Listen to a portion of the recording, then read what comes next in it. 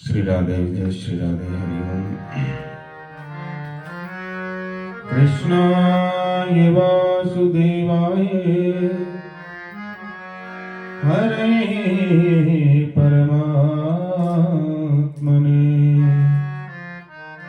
प्रणतक्लेशनाशाय श्री गोविंदाय नमो नमः।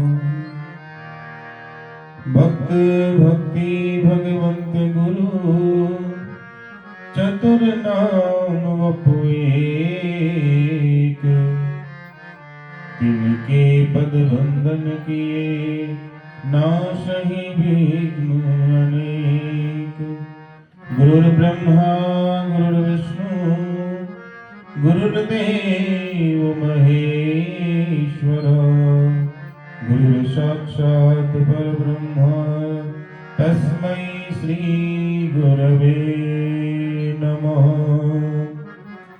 जय जय श्री राधा रमण, जय जय नवल किशोर, जय गोपी चित चोर प्रभु, जय जय माखन चोर। राधा मेरी स्वामिनी, मैं राधे को दास, जन्म जन्म मोहे दीजिए श्री वृंदावन को वास। श्री वृंदावन बिहारी लाल की जय जय श्री राधे। कृष्ण गोविंद गोविंद गोपाल नंद लाल, कृष्ण गोविंद गोविंद हे गोपाल नंद लाल।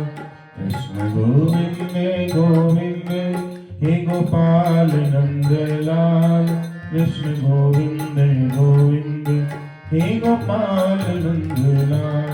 हे गोपाल नंद लाल, हे गोपाल नंद लाल, गोपाल नंद लाल, हे गोपाल नंद लाल।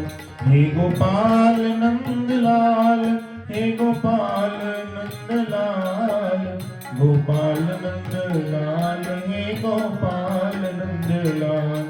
कृष्ण गोविंद गोविंद गोपाल नंद लाल, कृष्ण गोविंद गोविंद हे गोपाल नंद लाल। कृष्ण गोविंद गोविंद गोपाल नंद लाल, कृष्ण गोविंद गोविंद हे गोपाल नंद लाल। हे गोपाल नंद लाल, हे गोपाल नंद लाल। श्री राधा रानी सरकार की जय। यस्यास्ति वैश्वणः पुत्रः पुत्रिणी साभिधीयते, ऐवैश्वण पुत्रशतः जननी शुकरी समः। आज माता को अपने सन्यासी पुत्र के दर्शन का सौभाग्य प्राप्त होगा। जिसका पुत्र वैष्णव है, असल में तो वही माता पुत्रिणी कहलाने के योग्य है। आई वैष्णव जो 100 पुत्रों को जन्म देने वाली माता क्यों न हो, वह माता सुकरी के समान है। हमारे संतों ने भी बारंबार इस बात को कहा कि जननी जने तो भक्त जन, या दाता या सूर, ना तो जननी बांझ रहे काहे गवावे नूर। जननी जने तो भक्त जन, या दाता या सूर, ना तो जननी बांझ रहे काहे गवावे नूर। वो क्यों अपने नूर को खोती है, क्यों अपनी शक्ति को नष्ट करती है। यदि पुत्र को ही जन्म देना है तो वो कोई भक्त बने। जननी जने तो भक्त जन, या दाता दान करने वाला श्रेष्ठ पुरुष बने, या शूरवीर बने। ना तो जननी फिर बांझ ही रहे तो ही अच्छा है। उस सची देवी के सौभाग्य की सराहना करने की सामर्थ्य भला किस पुरुष में हो सकती है। कि जिसके गर्भ से दो संसार त्यागी विरागी सन्यासी महापुरुष उत्पन्न हुए, एक नहीं दो हुए और दोनों सन्यासी बने। जगत माता शची देवी की कोख को ही मातृकोख कहा जा सकता है। 100 पुत्रों को जन्म देने वाली शुक्री माताओं की इस संसार में कोई कमी नहीं है, किंतु उनका गांव से गांव में और मोहल्ले से मोहल्ले में भी कोई नाम नहीं जानता। अगड़ पड़ोसी भी नहीं जानते होंगे, पर गौरांग को उत्पन्न करके शची माता जगत जननी बन गई है। आज जिस माँ की कोख से कोई संत यदि पैदा होता है तो फिर देश देशांतर में उस माँ का नाम हो जाता है। गौरभक्त संकीर्तन के समय यही कहा करते थे, जय सचिनंदन गौर गुणाकर। कीर्तन में भी माँ का नाम आ गया, जय सचिनंदन गौर गुणाकर प्रेम परशमणि भाव रस सागर। आदि संकीर्तन के पदों को गा गा करके आज भी जगन माता शची देवी के सौभाग्य की सराहना करते हुए उन्हें भगवान की बात कह कह करके रुदन करते हैं। पुत्रों के सन्यासी होने पर स्वाभाविक मातृ स्नेह के कारण जगन माता शची देवी को आज अपार दुख हुआ था। उस दुख ने ही उन्हें जगन माता के दुर्लभ पद तक पहुंचाया। अर्थात किसी व्यक्ति विशेष को यदि कोई पद प्राप्त करना है तो उसके पीछे बहुत से कष्टों को सहन करना पड़ता है। मां शची ने अपने 2 पुत्रों का बलिदान दिया, अर्थात उनको सन्यासी बनाया। सन्यासी बनने के बाद मां का नाम उजागर हुआ ना। उस महान दुख को उन्होंने धैर्य के साथ सहन किया। सच है, भगवान जिसे जितना ही भारी दुख देते हैं उसे उतनी ही अधिक सहन करने की शक्ति भी तो प्रदान कर देते हैं। जिसका एक युवा अवस्थापन पुत्र अविवाहित दशा में ही घर बार छोड़ करके चला गया हो, पति परलोकवासी हो गया हो, जिस पुत्र के ऊपर जीवन की संपूर्ण आशाएं लगी हुई थी, वही वृद्ध अवस्था का एकमात्र सहारा, प्राणों से भी अधिक प्रिय पुत्र घर में संतानहीन युवती स्त्री को छोड़कर के सदा के लिए सन्यासी बन गया हो, उस माता का हृदय बिना फटे अंत कैसे रह सकता था। किंतु जिसके गर्भ में प्रेम का अवतार गौरांग ने 9 महीने नहीं 13 महीने निवास किया, अपनी मां के गर्भ में 13 महीने तक रहे, 9 महीने नहीं 13 महीने तक निवास किया हो, उस वीर प्रसविनी माता के लिए इतनी अधीरता का अनुमान ही कौन कर सकता है। किसी भी मातृ स्नेह, फिर भी मातृ स्नेह बड़ा ही दुर्लभ होता है। पुत्र वियोग रूपी दुख को हंसते हुए सहन करने वाली माता पृथ्वी पर पैदा ही नहीं हुई है। मदालसा आदि तो एक अपवाद स्वरूपा है। मदालसा ने अपने सारे पुत्रों को सन्यासी बना दिया था, एक को भी संसार में नहीं फंसने दिया। देवकी, यशोदा, कौशल्या, देवहूति आदि सभी अवतार जननी माताओं को पुत्र वियोग से बिलखना पड़ा। सभी ने अपने कर्म करंदन से स्वाभाविक और सहज मातृ स्नेह का परिचय देते हुए सर्वसमर्थ पुत्रों के लिए आंसू बहाए। फिर शची देवी किस प्रकार बच सकती थी। वह भी चंद्रशेखर आचार्य तथा श्रीधर आदि भक्तों से जल्दी ही शांतिपुर को चलने का आग्रह करने लगी। आचार्य ने उसी समय एक पालकी का प्रबंध करवाया और उस पर माता को बिठा करके शांतिपुर की ओर चलने लगे। माता को पालकी पर चढ़ा करके सन्यासी पुत्र को देखने के लिए आज माता चल दी, किंतु पति प्राणा बेचारी विष्णुप्रिया क्या करते। माँ तो चल दी, लेकिन वो पत्नी, वो बेचारी क्या करती। उसे तो अपने सन्यासी पति के दूर से दर्शन करने तक की भी आज्ञा नहीं थी। वह तो गेरुआ वस्त्र पहने अपने पति प्राणनाथ को आंख भर करके देख भी नहीं सकती थी। उसके लिए तो उसके जीवन सर्वस्व अन्य लोगों की अपेक्षा बिराने से हो गए थे, दूसरे से हो गए थे। किंतु यह बात नहीं थी। लोक दृष्टि से उनके पति चाहे सन्यासी भले ही बन गए हों, शिष्टाचार की रक्षा के निमित्त चाहे वह अपने प्राणनाथ के इस स्थूल शरीर के दर्शन न कर सके, किंतु उसके आराध्य देव तो सदा उनके हृदय में, उनके मन मंदिर में निवास करते रहते थे। भले ही वो सन्यासी बन गए हों, लेकिन कोई पत्नी अपने पति को अपने हृदय से निकालती है क्या? नहीं। तो वो उनके अपने मन मंदिर में उनका वो नित्य दर्शन करती थी। वहीं पर वह उनकी पूजा करती और अपनी श्रद्धांजलि चढ़ा करके भक्ति भाव से उन्हें रोज प्रणाम निवेदन करती रहती। उसने वीर पत्नी की भांति अपनी सास से कहा कि मां, आप जाओ, उनका दर्शन करो, उन्हें देख करके आओ। मेरे भाग्य में उनके दर्शन नहीं बने हैं। मेरा इससे बढ़कर के और क्या सौभाग्य होगा कि जो सदा हमारे रहे हैं और आगे भी जो सर्वदा हमारे ही रहेंगे, उनके दर्शन के लिए आज शत्रु भी मित्र बन गए हैं। मैं तो उन्हीं की हूं, उन्हीं की ही रहूंगी, चाहे वे सन्यासी वेश में रहें या गृहस्थ के वेश में रहें। मेरे हृदय में इन बाह्य चिन्हों से भेदभाव नहीं हो सकता। मेरे तो वे एक ही हैं, चाहे फिर अवस्था कोई भी हो, चाहे वो सन्यास में रहे, चाहे वो गृहस्थ में रहे। अपनी पुत्र वधू की ऐसी बातों को सुनकर के माता आज मन ही मन उसकी प्रशंसा करती हुई पालकी पर चढ़कर के भक्तों से घिरी हुई शांति ओर की तरफ चली।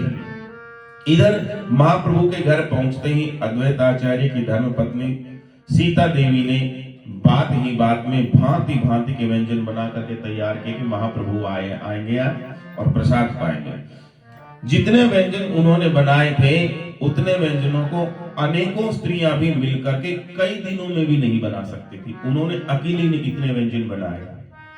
ठीक है शर्मा जी, अब क्या क्या बनाया सुनो। खट्टे मीठे चरपरे नमकीन तथा भांति भांति के अनेक पदार्थ बनाए। 20 प्रकार के साग थे। एक केले के ही साग कई प्रकार के बनाए गए थे।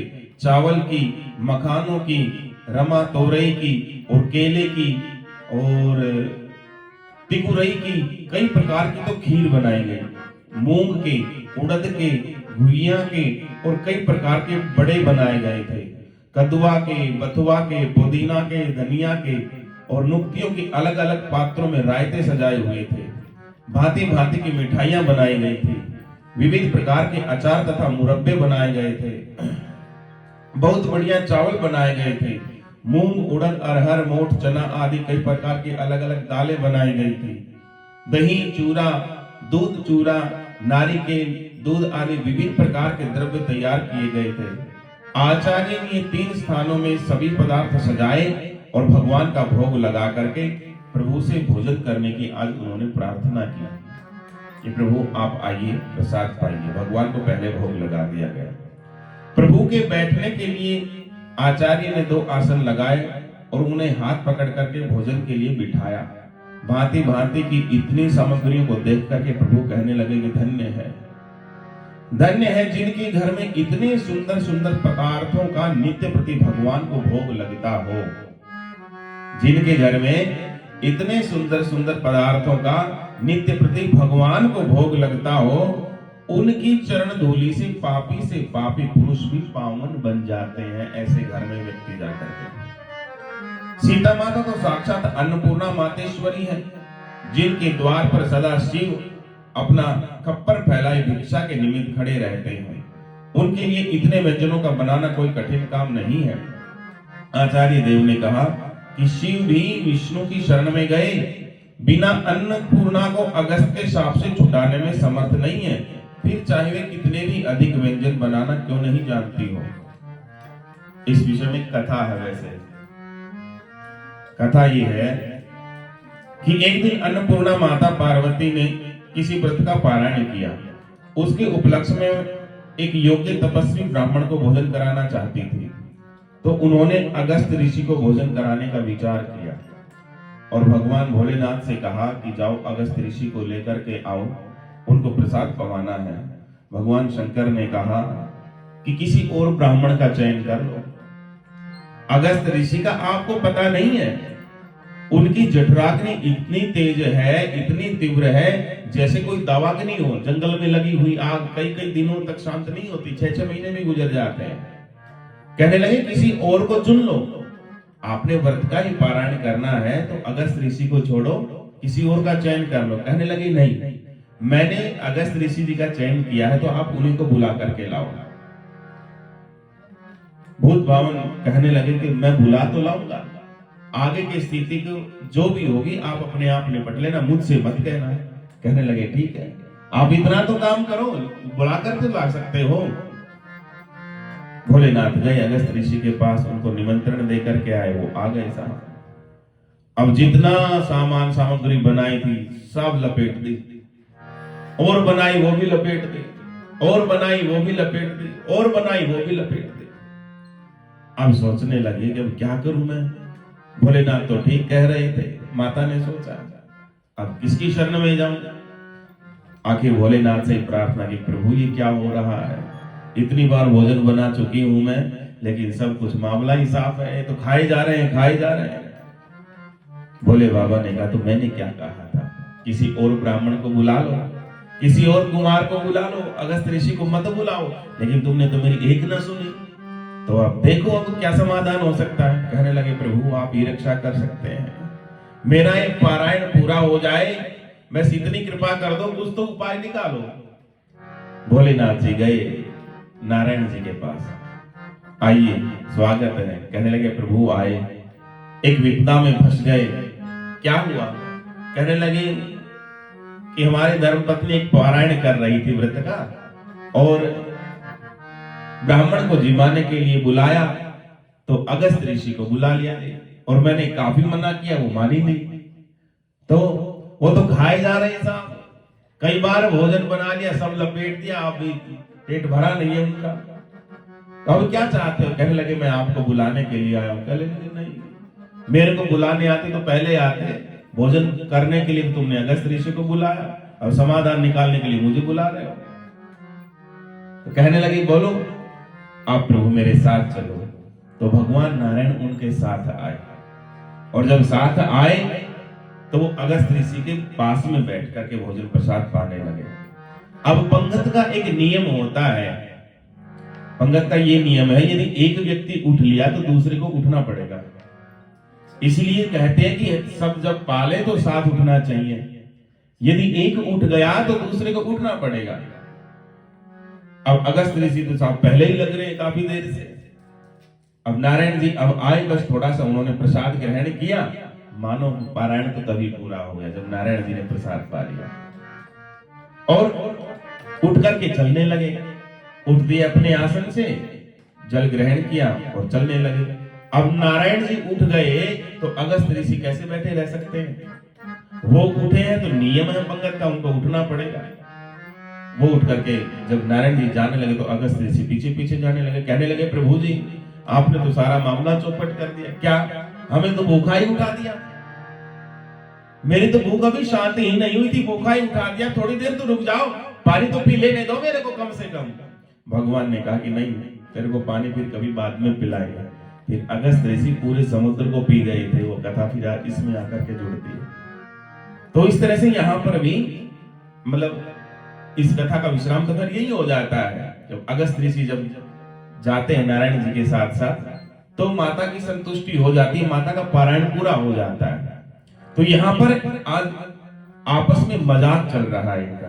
तो आचार्य की ऐसी गूढ़ बात को सुन करके कि प्रभु मन ही मन मुस्कुराए और नित्यानंद जी की ओर देखने लगे, और आंखों ही आंखों में मानो ये बात कर रहे हैं कि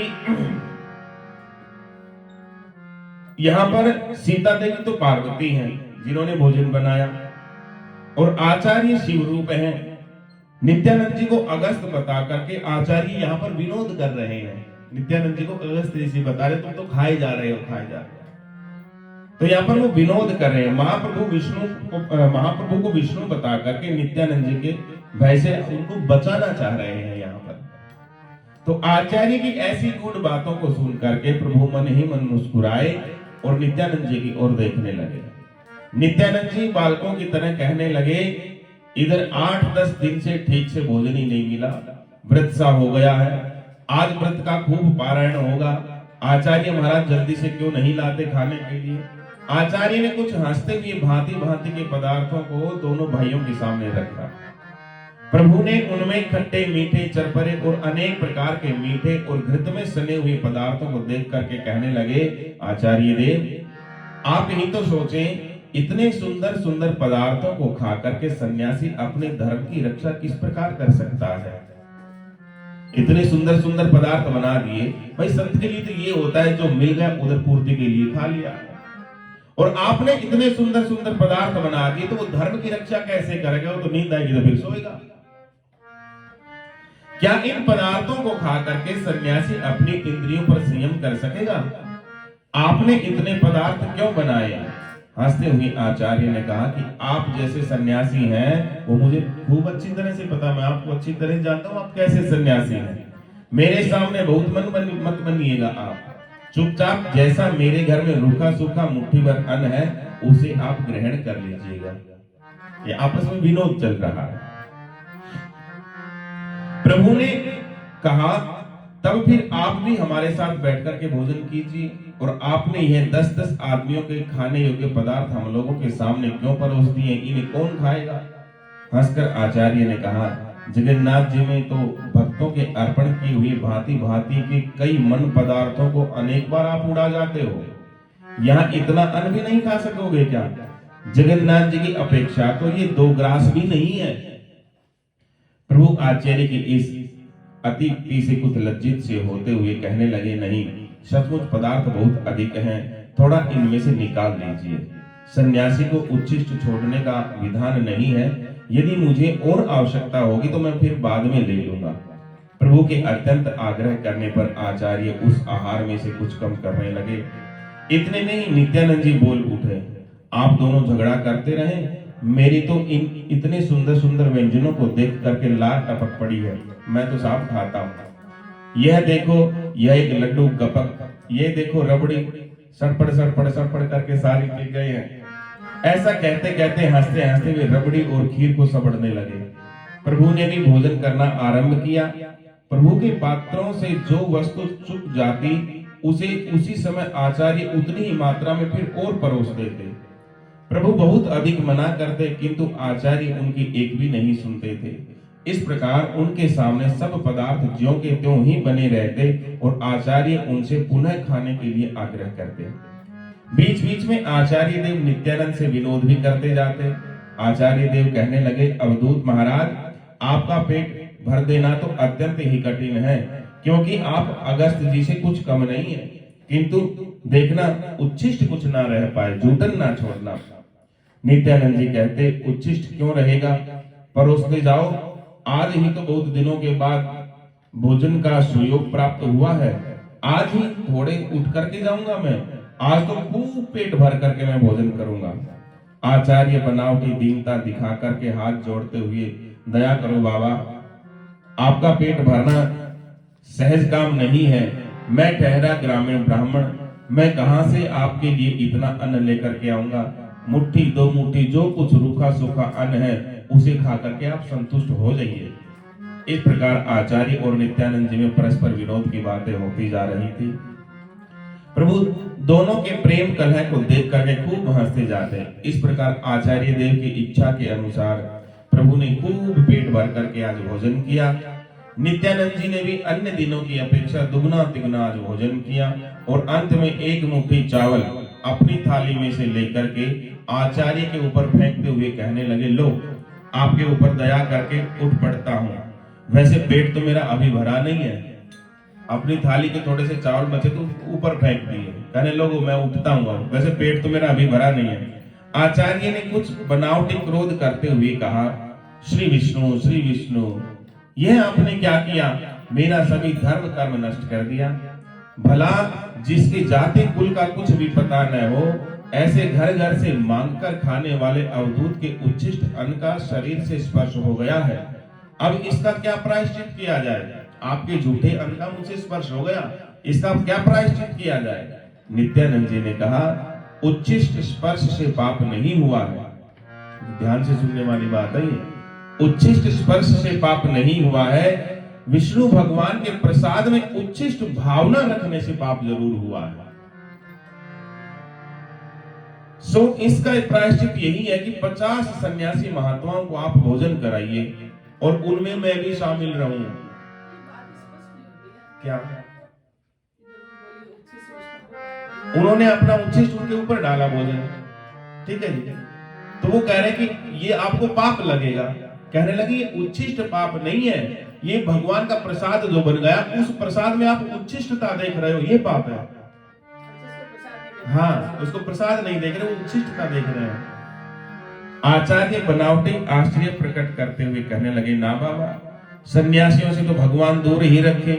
ये सब का धर्म कर्म नष्ट करके अपना सा ही सबको बनाना चाहते हैं। अपने घर से जो बढ़ती हो वह सन्यासियों को भोजन कराओ, मैं तो अपने घर में अकेला ही हूँ। इस प्रकार हास परिहास में ही भोजन समाप्त हुआ। आचार्य ने दोनों सन्यासी भाइयों के हाथ धुलवाए और लौंग इलायची आदि खाने को दी। प्रभु 3-4 दिन के थके हुए थे, अतः वे भोजन करके विश्राम करने के लिए बाहर वाले मकान में चले गए।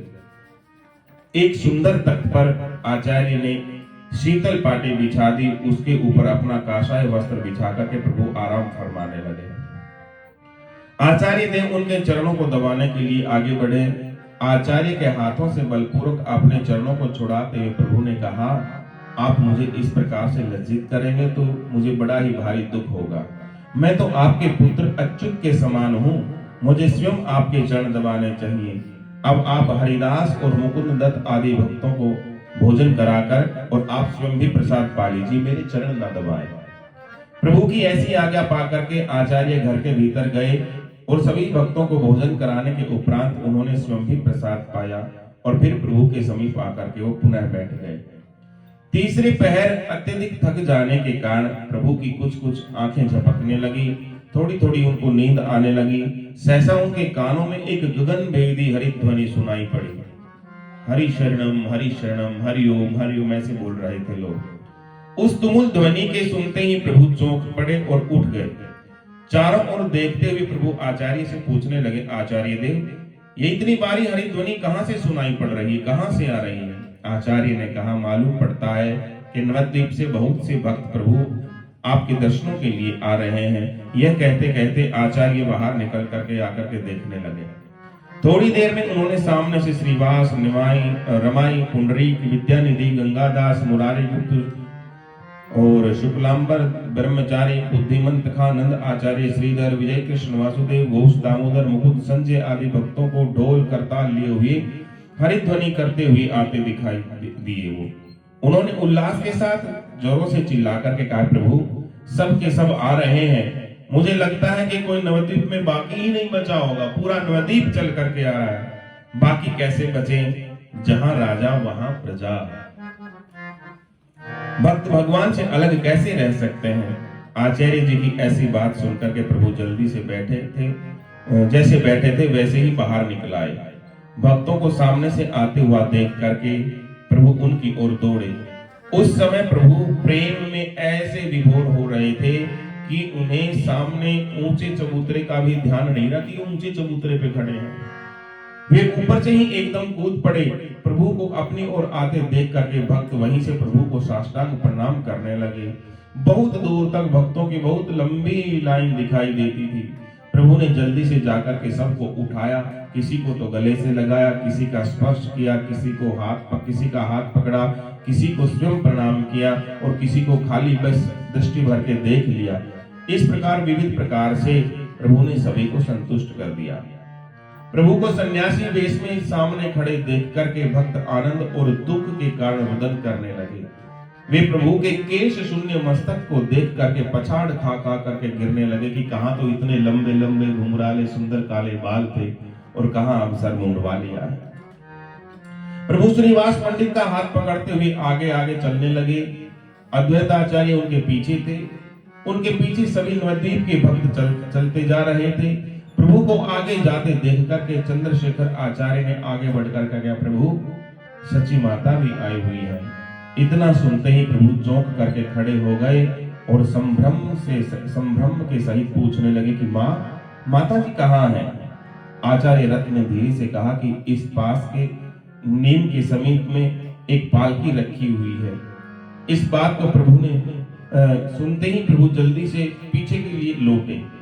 अद्वैताचार्य तथा अन्य भक्त भी प्रभु के पीछे पीछे चले। दूर से ही पालकी में बैठी हुई माता को देख करके प्रभु ने भूमि पर लेट करके आज साष्टांग प्रणाम किया।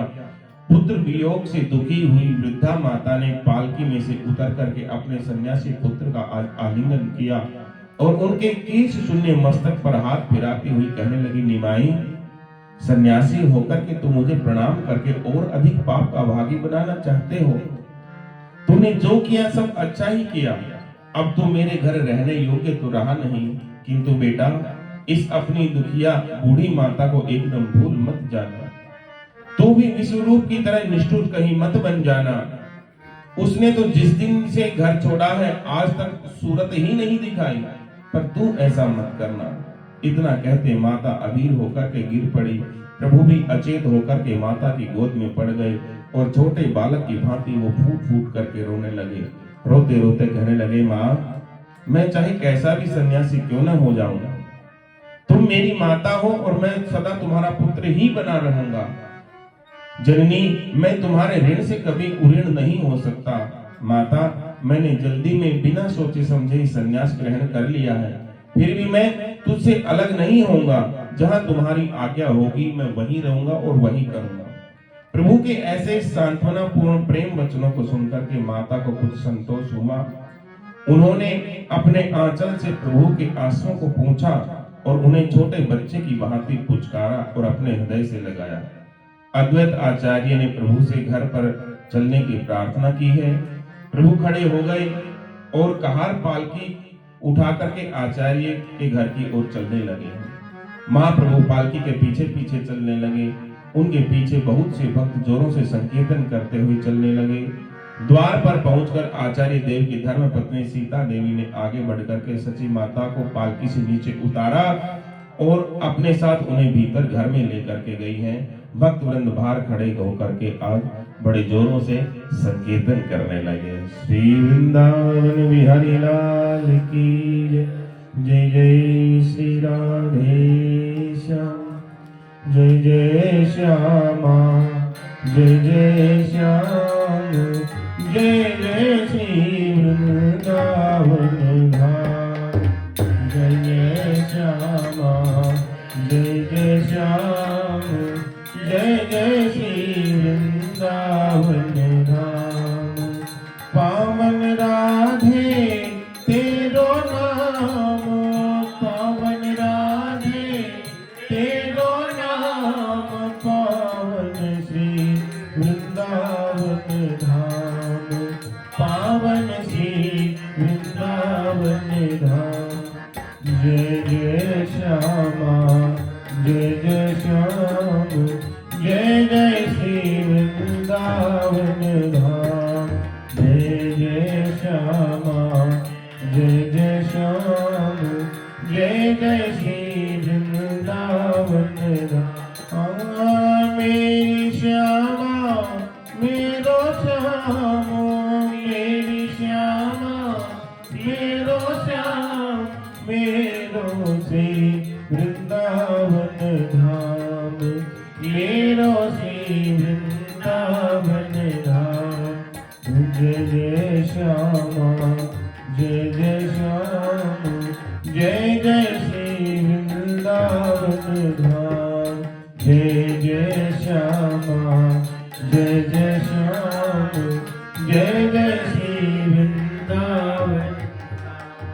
जय बरसानो जय नंद गाँव, जय बरसानो जय नंद गाँव, श्री यमुना जी ललित ललाम, श्री यमुना जी ललित ललाम। जय जय जय श्यामा, जय जय श्याम, जय जय श्री वृंदावन धाम, जय जय श्यामा, जय जय श्याम, जय जय श्री वृंदावन धाम। यह जोड़ी अभी चले अविराम, यह जोड़ी अभी चले अविराम, हृदय विराजो आठों याम, हृदय विराजो आठों याम। जय जय श्यामा, जय जय श्याम, जय जय